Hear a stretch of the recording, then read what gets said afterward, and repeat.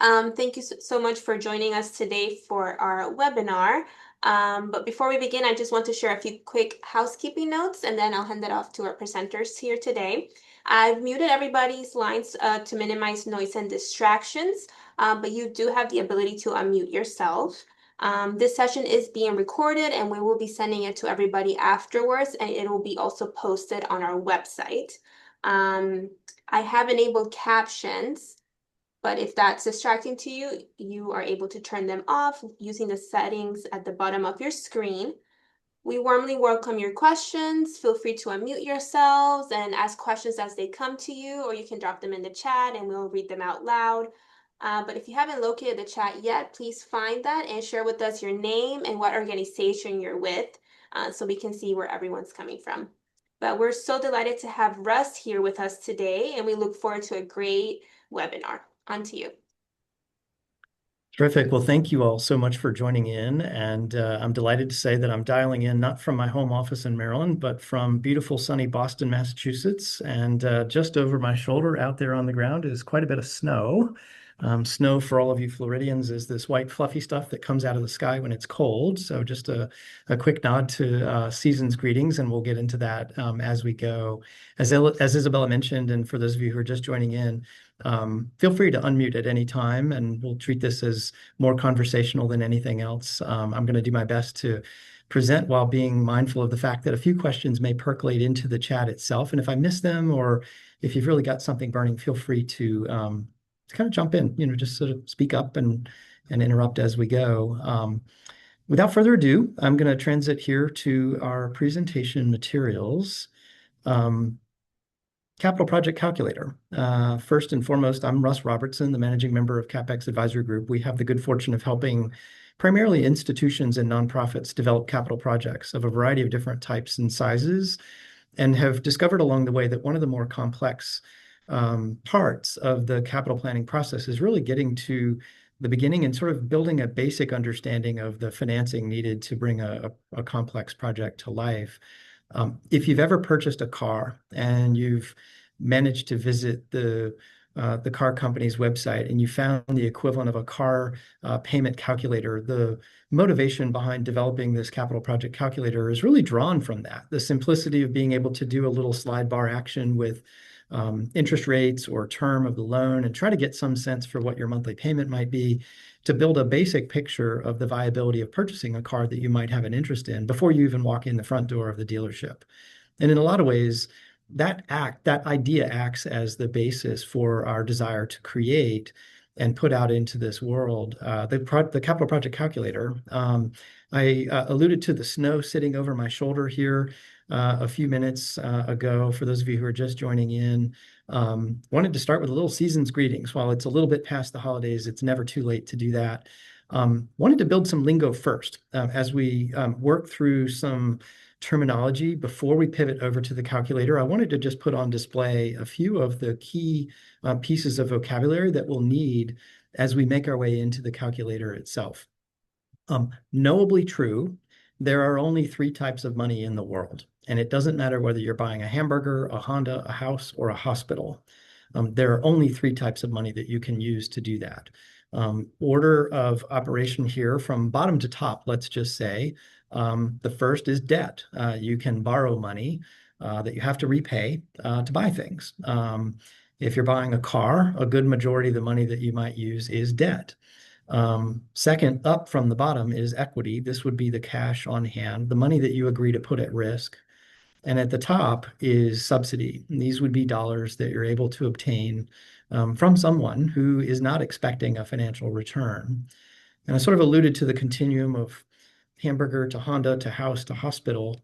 On the hamburger side, most of the time when you walk into a hamburger joint, you probably reach into your wallet and you pull out a $5 bill, and in effect, you're using your equity. You're using your cash to buy the hamburger.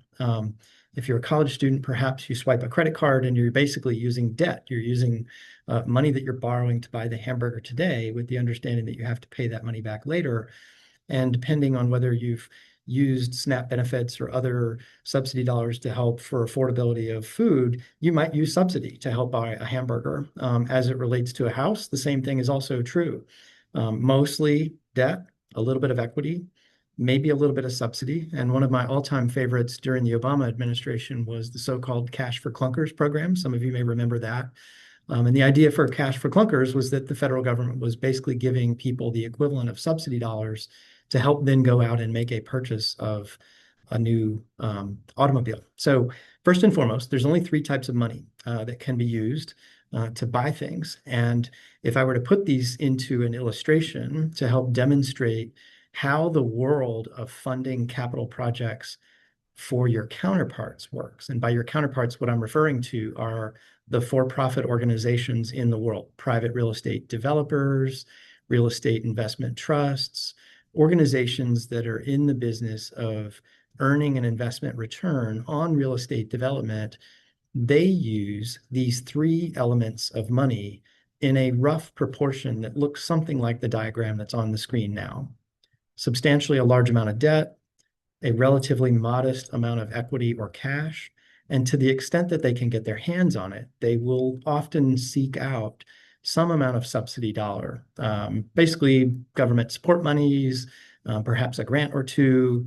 But in essence, what they're trying to do is they're trying to mitigate their financial risk by including a little bit of subsidy dollar in the capital stack of how they develop a real estate project. For those of you who are visually inclined, and given the snow over my shoulder, indeed, we refer to this as the snowman.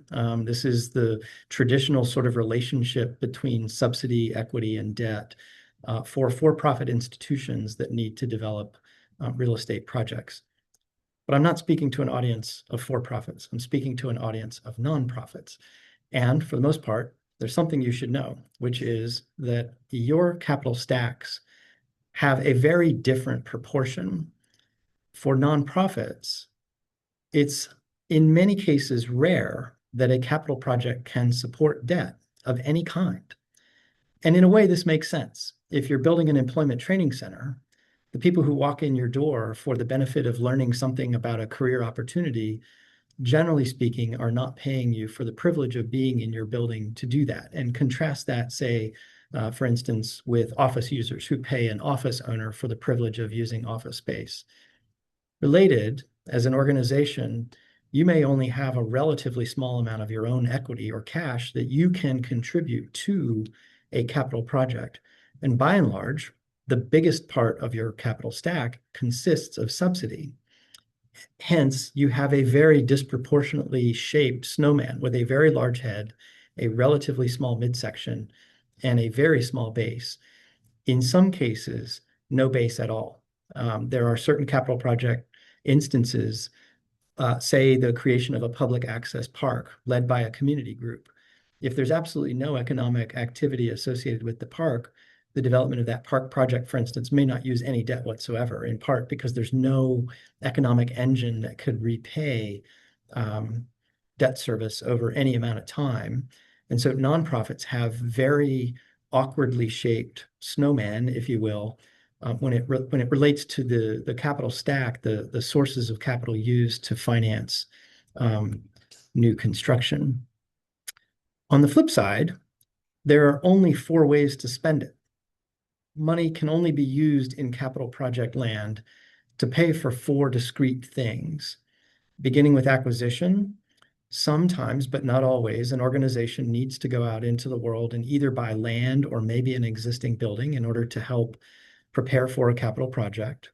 Soft costs are all of the professional services that are used to help support a project. You can think of soft costs as architects, engineers, attorneys, maybe brokers, basically the human beings that are responsible for helping you imagine or think about the real estate opportunity that you're planning for. And below that are hard costs. Hard costs are really the check that you write to your contractor. And you can think of this as the sum total of all of the materials and labor that you would pay for as you develop a project. And then last but not least, at the bottom are points and fees, financing costs. And while it's true that the snowman here on the left side has an awkwardly shaped, disproportionate body, it's also true that the relationship between these expenditures is also disproportionate. I'll start out with a little tiny box down here at the bottom, a gift box that might represent proportionately the magnitude of financing costs, relatively small. Next up is a view of hard costs. If your family is anything like mine, they're not necessarily good at stacking boxes around the holidays, and often they're sort of disheveled and stacked in very clumsy sort of ways. But at the end of the day, hard costs represent the most significant portion of a capital project investment. At the end of the day, the majority of the dollars are going to contractors who are responsible for bricks and mortar, foundations, windows, carpet, paint, and everything in between. Related soft costs are also in this stack, if you will, of things that need to be purchased, but proportionately, they're smaller than hard costs, maybe bigger than financing costs. And then last but not least are the acquisition costs, which we'll represent here as the top box in our stack. And so I bring to you a postcard, a season's greeting postcard to kind of lead us off today. One noteworthy observation before we flip over to the calculator itself is that the height of the snowman and the height of the boxes is the same. And you have probably heard in the world the phrase, you need to match your sources and uses. And in effect, this is what it's referring to. The sum total of all the dollars needed to buy the thing you're trying to buy must equal the total economic value of the thing you're trying to buy. And so I start the calculator conversation with a simple illustration, a season's greeting postcard, perhaps, to lay out this notion. I want to introduce a few breakpoints in here so that we can pause for any quick insertions of questions that you may have. And before I go too much further, I may just do a quick check to see if there's anybody who has a comment or an observation. We're starting in sort of simplistic territory, but I want to open the floor briefly for comments or questions about our snowman diagram here.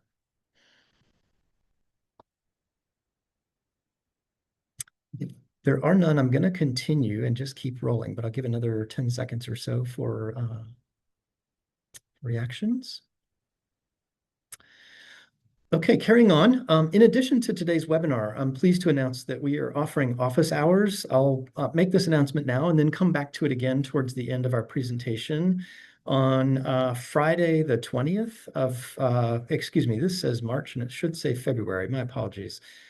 This Friday, the 20th, coming up, and March 20, excuse me, February, I'll tell you what, let me work on this behind the scenes here and we'll get the dates corrected. In either case, the idea here was 2 upcoming Fridays. We will offer office hours, and what we would invite you to do is to send the simple phrase office hours in a subject of an email to inquiries@capexadvisory.com. And we'd be delighted to extend today's conversation to any of you who may want a little bit of additional time on the subject. So here we go. The calculator, we're going to transit now to link over to our website. By now, I believe many of you may have received this in some of the collateral or information that precedes this conversation. The link, if you're a typer of links, lives up here. You can also get to it by going to our website and coming to the heading called Tools and then select Project Calculator. The headliner really begins to lay out the ambition for this. How much do I need to target for a capital campaign? How much can I afford to borrow? How much square footage can I afford? Are but 3 of many questions that you may have as you prepare for a capital project. But wanted to kind of get right in here and start with an initial view. Out of the box, when you open this tool, you'll notice that it makes an assumption of a total development project cost of $3.5 million. And obviously, every project is unique. Your own will be different from the figures you see here. But we wanted to pre-populate this with some basic information that allowed you to have a starting point when you work your way through the various configurations that may be applicable to your own projects. So we'll start with this simple example, and then what we'll do is we'll test 3 or 4 alternative versions real time and as a group here to demonstrate the various ways in which this model adjusts accordingly. $3.5 million total budget is a starting value, an estimate. It's matched by a presumed value of $500,000 that an organization may, emphasis on may, be able to contribute towards the project. And your organization may be in a very different financial position and may have substantially more or substantially less to contribute towards a capital project. But you can think of this organizational cash available for the project as the equity in the snowman diagram. This is the middle portion of the snowman, the amount of money that your organization is able or willing to put towards a capital project. Below that in the sequence here is the potential debt financing. What's the size, approximately speaking, of a mortgage that you could go out into the lending market and obtain? And what would that cost you on a monthly basis? So as we go a little further along in the presentation, we'll start using the slider bars here to move left or right, but you can see how this $3.5 million starting point is being augmented now by $500,000 of the organization's cash and a $1,050,000 loan or mortgage that is a reflection of 30% of the $3.5 million value. Correspondingly, the estimated monthly payment appears here, and it is a result of various settings, which we will come to in a minute. But a $1 million or so mortgage on a piece of property would equate to approximately $8,000 a month in monthly mortgage payments. And one way that you and your leadership group can get your board comfortable with the idea of anticipating debt service of this magnitude is to think of it, especially if you're in the position of needing to leave, say, a lease engagement somewhere and move into an owned or constructed facility, effectively trading lease payments for mortgage payments as a concept.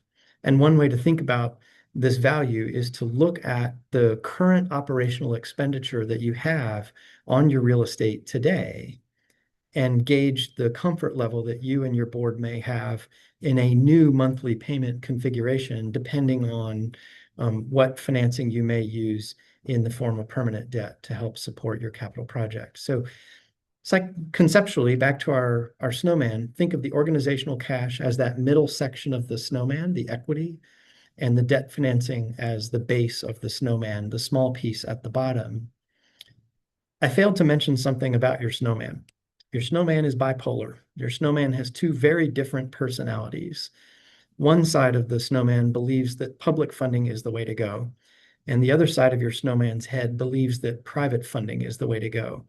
And we recognize over the time that we've spent helping nonprofits develop capital projects that they each exhibit a different relationship between public subsidy and private subsidy. And to be clear from a lingo perspective of what we're talking about, public subsidy refers to the use of any governmental support grants. And these can come in many different forms, local, state, federal, a variety of different jurisdictional levels make capital money available to support institutions and nonprofits when it comes to developing their capital projects. Conversely, private capital is your traditional market of foundations, maybe high net worth individuals, donors who may just have an interest in you or your organization and recognize the need for using capital projects to help amplify your mission. I mentioned in the last slide that you need to match sources and uses. This box here is a depiction of sources used to add up to $3.5 million based on the preset variables off to the left side here. And then correspondingly, this box begins to disaggregate that same value along the dimensions of the 4 gift boxes that we shared in our postcard just a moment ago. These values are derived from percentages, which we'll cover here in the advanced settings in a moment. These can all be adjusted on a per project basis. But again, right out of the box, the idea is that this $3.5 million is often met with approximately 10% of a project cost in land acquisition, approximately 70 or so percent spent on construction, in the case here of $525,000 or so for architects, engineers, permits, things of that nature. And then presuming there would be some amount of debt financing, some money allocated for financing costs, points and fees, and the like. The other substantial finding in this opening piece of our calculator is an estimate of the building size. And you may sort of wonder aloud, well, what does $3.5 million get me? A lot depends on several variables that we'll look at here in the advanced setting, but conceivably $3.5 million buys you more or less in today's market a facility that would be approximately 5,500 square feet in size, more or less. And obviously there are puts and takes that could cause that to go up or down. But we wanted to begin first and foremost by just providing some orientation to this opening presentation of the calculator. For those of you kind of joining us a little bit late, just backing up momentarily here to where and how to find this on our website, tools and project calculator is really the place to go. There's a banner here that kind of lays out some of the thought provokers in the way of questions designed to get people started with this. I'm going to unlock the Show Advanced Settings button now, in part to display some of the additional variables that are visible here. We've tried to sort of program this using a slide bar so that as you continue to scroll down, the main field of information remains in view while other variables begin to present themselves. And now we're sort of down into the approximate distribution of costs. And back to the postcard that we shared at the beginning, these would be those sort of 4 gift boxes at the bottom of the stack, a very small financing cost. Next up from that, a relatively speaking large value of money spent on construction, correspondingly about 15 or so percent on design and professional services, and then 10 or so in land acquisition. As we go forward a little bit and begin to kind of scenario play, we'll notice what happens if you begin to kind of tinker with these and you come up with proportions that don't quite add up to 100%. And we'll come to that in a second. A little bit more orientation here for you before we begin to scenario plan. Financing terms, we preset this to be a 7% interest rate over approximately a 20-year term. And for those of you who on this call who may be working the math in your mind, $1,050,000 or so in long-term permanent debt at a 7% interest rate over a 20-year term would result in about an $8,100 monthly payment over that time span. And then last but not least here in the bucket of variables that can be adjusted for conversation starting purposes is a presumed construction cost per square foot. This would be a nice moment, perhaps, for me to point out that there are a few radio buttons that are included with these figures to help provide some amount of additional information that you can hover over, click, and begin to learn a little bit more about what we were thinking in our articulation of these figures. And as I mentioned, there are many factors that govern the cost of construction on a per square foot basis. This radio button begins to affirm that. The cost varies widely depending on location, project type, finishes, materials, labor, complexity, et cetera. You can imagine that a simple carpet and paint renovation of an existing office space is going to have a substantially different cost per square foot than a research laboratory for the National Institutes of Health, for instance. And so there's a wide variety of outcomes that can be exhibited here as we go. So with that orientation in mind, I may again take a quick break just to pause for a moment and see if there are any questions. We're about ready to start the process of playing the what if game and kind of testing different scenarios. But before we do that, I thought I would just stop briefly and open the floor for any orientation questions.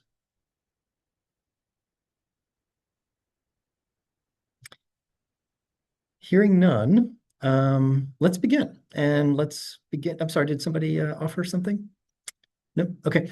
Let's begin playing the scenario games. I wanted to start with a hypothetical project that is not $3.5 million in value, but is instead $10 million in value. And you may have noticed as I sort of rather simply adjusted these, every element began to correspondingly adjust. The proportions of those boxes in our postcard adjusted. Land acquisition is now presumed to be somewhere in the neighborhood of $1 million.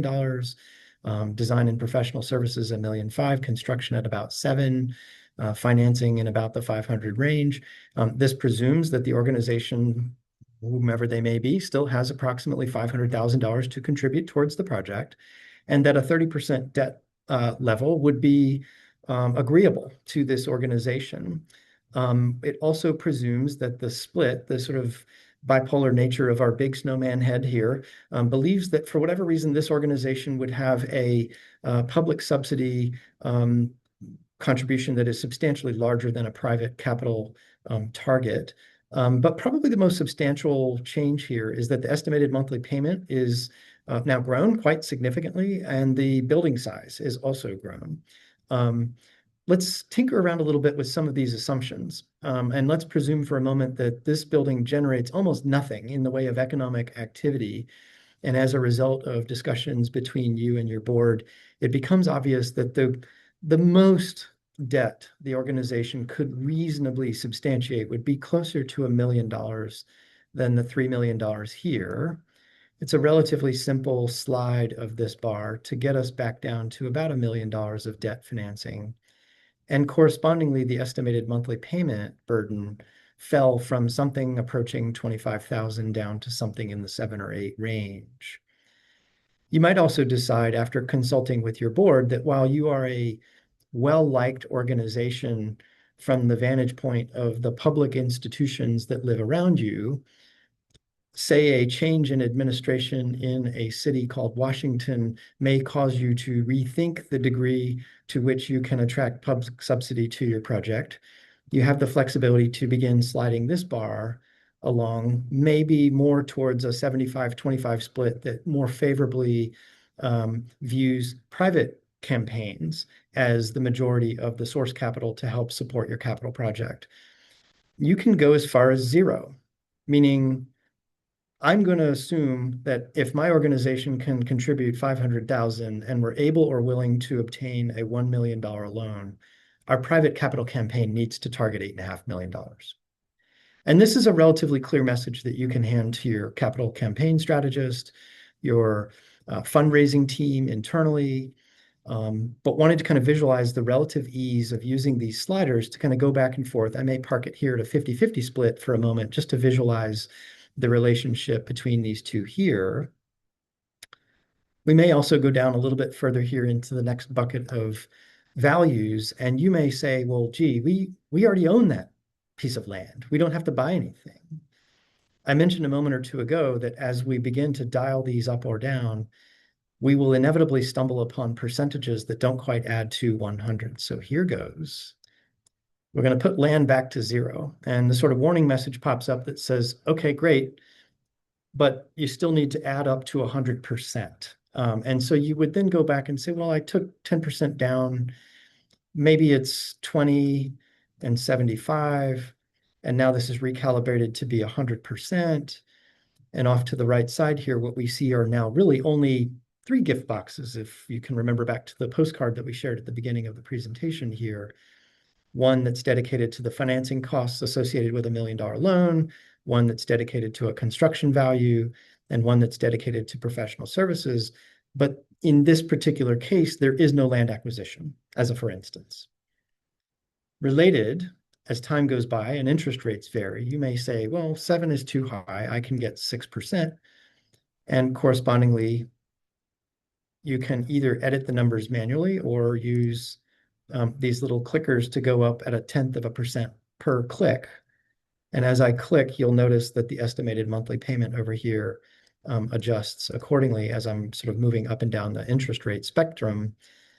And correspondingly, you may say, well, I have this lender relationship, perhaps with a CDFI that is willing to give a 25-year loan instead of a 20-year loan. And just like buying a house, the longer the interest term, or excuse me, the longer the loan term, the lower the monthly payments. And correspondingly, there was an adjustment. The last piece of this from the perspective of this $10 million project would be to look at the construction cost piece. And you may be at the beginning of your process and say, well, I kind of don't know yet. I haven't really met with my construction team yet. I have some basic ideas for what I think I might need. Now would be a good time to begin socializing your project. And that is a term that we like to use a lot. Go out into the world and start talking with the industry professionals that you will eventually need to engage, architects, contractors, engineers, and begin to use their input on what you're planning, what you're thinking, and use them, even if it's casually and socially at first, to maybe help guide your hand on the left to right adjustment here for construction cost per square foot. And I would offer, as a for instance, that if you're building a one-story building, not a lot of vertical circulation in it, for instance, relatively simplistic finishes, not a super complicated building, you would begin to kind of naturally move the slider off to the left, and I'll park it maybe over at around, let's say, $300 a square foot. The practical issue is your building size, your estimated building size is now larger. The same $10 million, taking into consideration the design and professional services that you will need to pay for, some amount of money for financing and other related costs, perhaps interest reserves on your financing, coupled with the majority of your dollars, 75% of your dollars to be exact, in this case, buys you the equivalent of a 25,000 square foot facility. The maddening thing for most nonprofits planning capital projects today is that this target right here has been moving and moving wildly. It's been almost impossible for organizations to feel confident about a stabilized price per square foot or construction value in a post-pandemic environment, partly driven by material and supply chain disruptions that persisted for a while, partly driven by increases in interest rates that were designed to pull back some amount of that inflationary pressure. This has been the hardest part to nail down. And what we would say to you is in your scenario planning, as you begin thinking about a capital project, one way to imagine this, even if, say, your contractor tells you you can assume 400, would be to conduct what we might refer to as a sensitivity analysis. What does this look like if it's 350? Take a screenshot of that, save that as a file, come back, slide the bar to 400, take a screenshot of that. Come back, slide the bar again to 450, take a screenshot of that, and gauge the degree to which you feel confident that this is accomplishing your needs or not. Which one of these 3 points along this continuum could you tolerate or not? And if you can only tolerate the lowest end of the extreme, then it's not inconceivable that your expectations around a $10 million capital project from the get-go may be incorrect, and you may need to gently downsize that. So I wanted to kind of start with this one, which is a $10 million or so hypothetical project, and just sort of demonstrate the various ways in which these adjusters play out. I'm going to move next to a very small project. But before I do, again, I'll just take another quick break to see if there are any open questions, observations. Happy to kind of take a few of these along the way. Just a few comments on the chat. People are really liking the tool. Someone said they love that you can change the interest rate and also the square footage cost. Yeah, great. A little hard to hear you there, Isabella, but thank you. I'm just kind of glancing through those chats as well. Well, let's look at a small one. You may be in the room, in the virtual room here, and you may be thinking, I'm not talking about a $10 million project. I'm talking about something much smaller. I've got a little $750,000 project in mind. I might even go as small as 500, just to have a relatively small one on hand here that we can talk about. Right out of the gates, without any other adjustment. Oh, and by the way, I'm so sorry. I should point this out. At any time, if you feel like you're locked in some triangulation that you can't unwind, these come with sort of restore to default options, which let you kind of reset it to whatever the initial figures were. But here we are back at the top of the puzzle here. I'm a small nonprofit. I'm planning a little $500,000 renovation of maybe an existing house or something like that. And I'll start it out as, by the way, I have $500,000. Well, there's my cost. There's my cash. I don't need any other funding source. And that's kind of an interesting position. Believe it or not, we've actually done one of these. We actually served an organization once that needed about a $4.5 million project, and they had about $5.5 million in cash. And they said, we don't need any other funding. We just need you to go spend our money. And it's rare, but it does happen. And so we wanted to at least acknowledge the potential here for a small project. I'm going to do a little bit more in the way of making this more in line with reality here by putting in a much more size-aligned cash contribution from the organization equal to $25,000. And now we'll sort of work our way through the rest of the balance here. If the organization believes that it can tolerate a 10% loan, 20% loan, 30% loan, might even go as high as 50%, just for argument's sake. a $250,000 permanent loan of some type to support a $500,000 project would come with it an estimated monthly payment of approximately $2,000 a month. And that may be steep for you, it may not be. And if it's too much, dial this back a little bit. But nonetheless, the proportion of public to private remains the same. This is a bar that can be adjusted back and forth. And you may say, I have absolutely no public sources that I can use. It's all going to be privately led. $500,000 total project cost. My organization can contribute 25,000. I believe I can tolerate a $200,000 loan. And now I say to my economic development team, I need you to go out on a private capital campaign for the equivalent of $275,000. In the breakdown, these adjusters can also be mushed around, played with, and you might say, well, this is really great, but my acquisition is very high. I have to buy a $250,000 house, and I'm going to put in a relatively small amount of money to renovate that house. I still need to hire an architect, and I will still have some financing costs if I'm using a private loan of some sort. And here is, again, notionally, the idea of a matched sources and uses, 500,000 on both sides, $25,000 coming from your organization, 200,000 that you would pursue in a subsidy, in a debt package of some kind, a loan, an anticipation of no public subsidy, and about $275,000 in private campaign dollars. Spending that on a $250,000 acquisition, $75,000 in design and professional services, 150 in construction, and 25 or so in financing costs.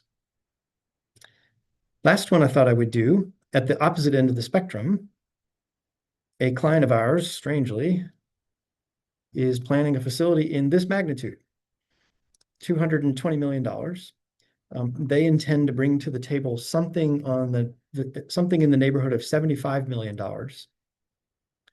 They don't plan on using any permanent debt at all.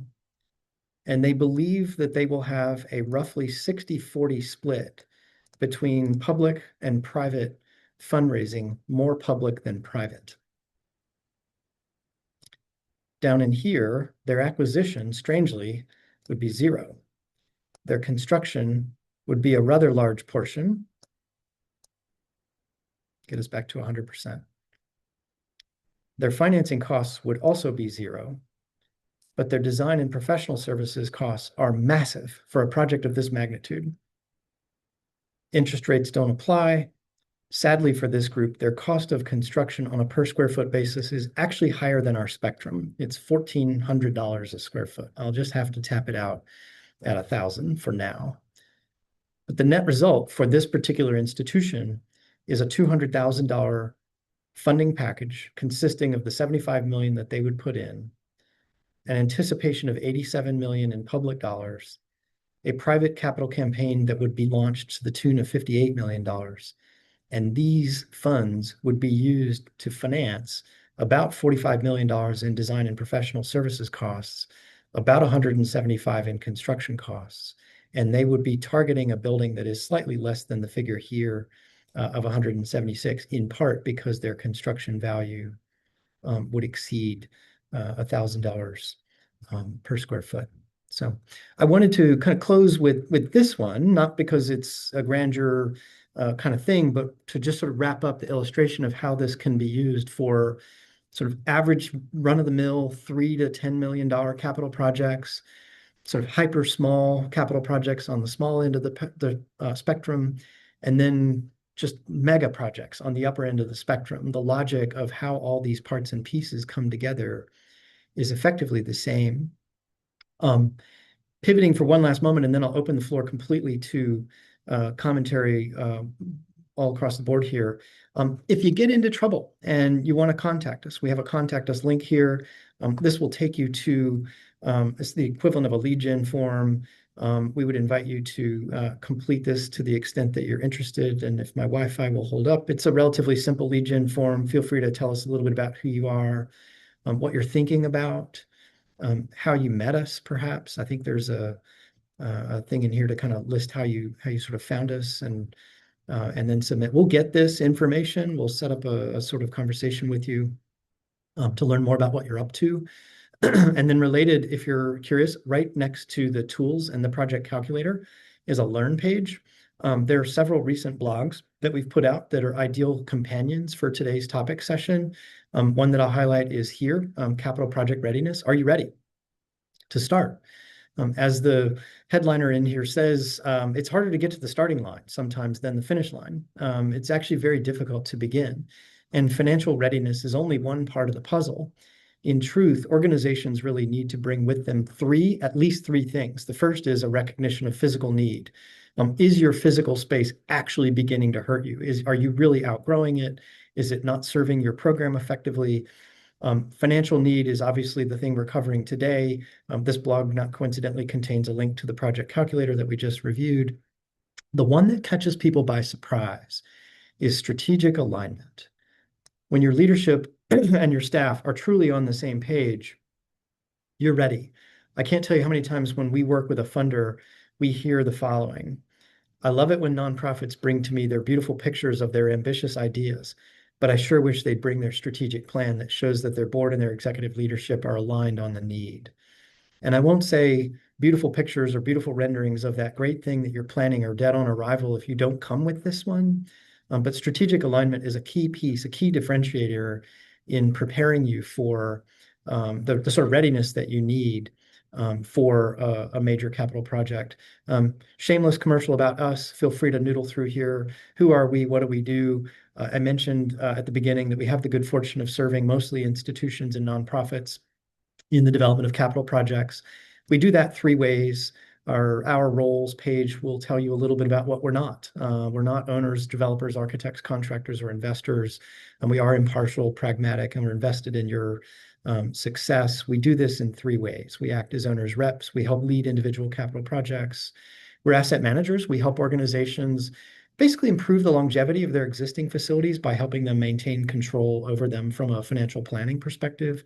And then last but not least, as specialty consultants, we provide really a lot of guidance in the built environment policy world. Really, this is work guided to help, or work intended to help guide funders, government officials on how to think about capital projects for institutions and nonprofits. And so I wanted to kind of close with that. If I may get back to our PowerPoint here, for those of you who may have been late coming in, I do apologize. These dates are incorrect. If you'll just send us office hours to this address, inquiries@CapEx Advisor Group, we'll circulate the correct dates. It was intended to be this coming Friday and next Friday. I apologize that it references March 20th and March 22nd or 27th. And then let's see, there was one more thing. For those of you who were kind of late arriving, this was our postcard, season's greetings from all of us at CapEx. We talked about the relationship between the very disproportionately shaped snowmen that make up the capital stacks for nonprofit projects, and then this kind of wonky stack of gift boxes, the things that you actually use your money to spend. So a lot of what you heard in the calculator discussion about financing costs and hard costs and soft costs and acquisition are derived from this sort of fun postcard. I'll stop screen share for now so that we can maybe see each other a little better and open the floor to conversations. I can bring back up the calculator or the presentation if it's useful for any comments or questions. Yes, Russ, there's a question in the chat. I don't know if you want to read it or I can read it out loud for you. Yeah, let's see how much. And I know Heather well. Heather, fire away if you've got a second to come off of mute. If not, I'll read it for you.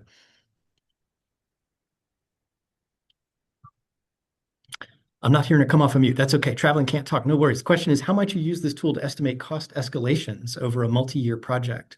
For example, year one may be on track, but then year two is higher and so on, eating up contingency. Hidden within the language in those radio buttons is an acknowledgement that contingency management in capital projects is probably the most important thing that we do. There are at least three different ways that we think about contingency in the early formation of a capital project. Almost certainly dominated by escalation, the passage of time. Heather correctly called out the reality that capital planning is a long time horizon, and often you need to make decisions in a year that may not see light of day for 2 or 3 or 5 more years. Contingency planning becomes paramount when you're thinking about a long duration runway to the beginning of a capital project.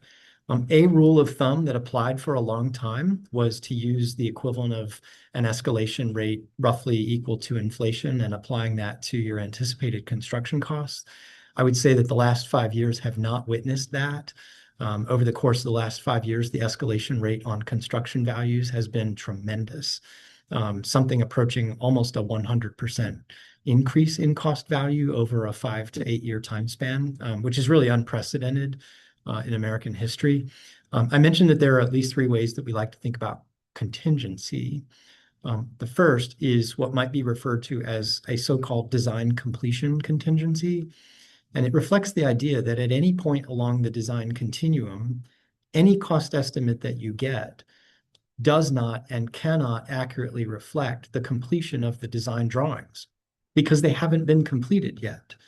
And by itself, that is a contingency risk.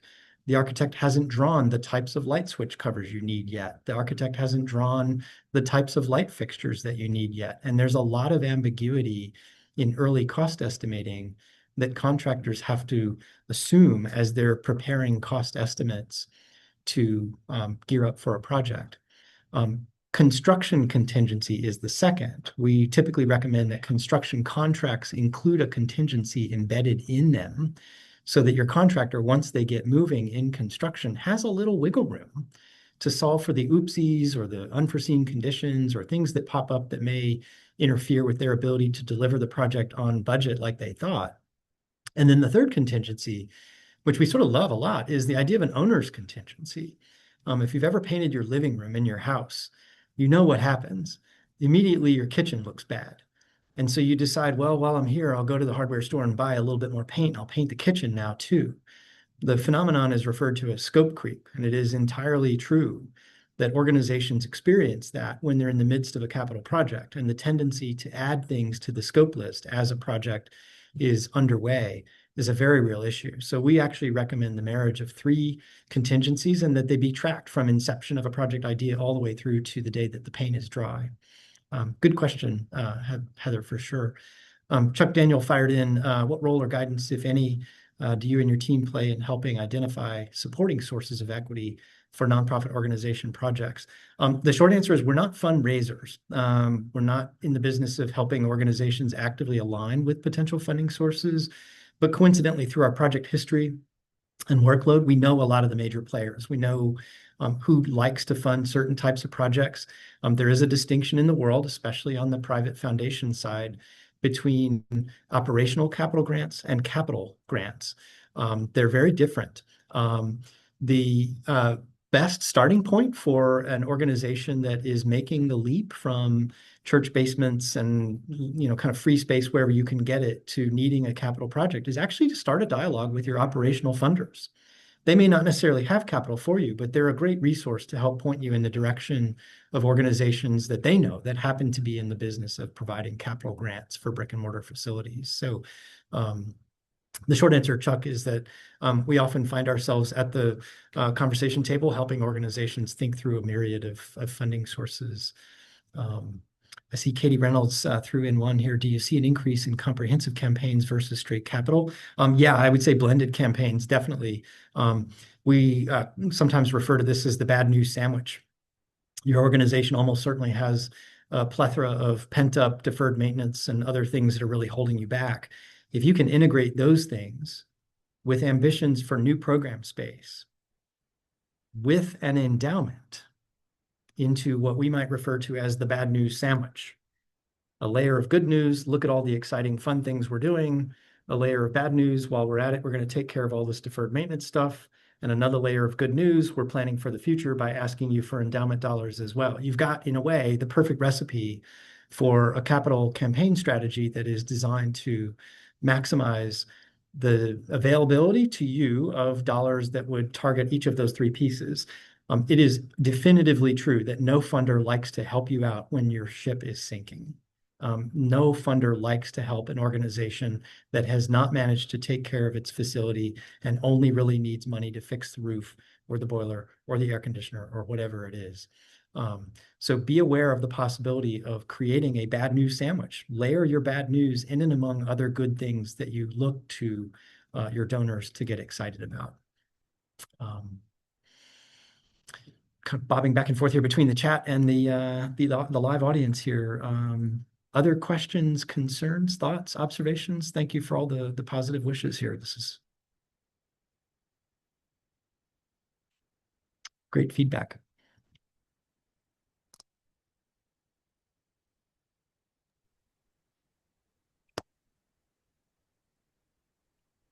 Thank you for the positive comments. Maybe another 30 seconds for wrap up. Again, apologies on the date mix up. Again, if you'd send office hours to inquiries@capexadvisory.com, we'd love to hear from you. We'll have 2 hour-long sessions for just meet and chat like you would meet with a professor in college, and just hear from us our thoughts. So. Yeah, and I know you shared also, of course, if any questions come up afterwards, feel free to email. Mhm. But I am going to be dropping on the chat a few links. Nobody else has any questions or doesn't want to mute themselves. I guess we can start wrapping up. Just want to say a huge thank you, Russ, for this useful information, for this great tool, and sharing this with all of us. And thank you to everyone that's joined us. As I said, we'll be sharing the recording of this webinar with everyone that registered, and it will also be posted on our website under the webinar section. So be on the lookout for that. We will be also sending a survey, so feel free to share your feedback with us. But if you have any other questions, let us know, and we hope you have a great rest of your day. Thank you all again. I appreciate So your time and much. interest. Bye-bye. Take care.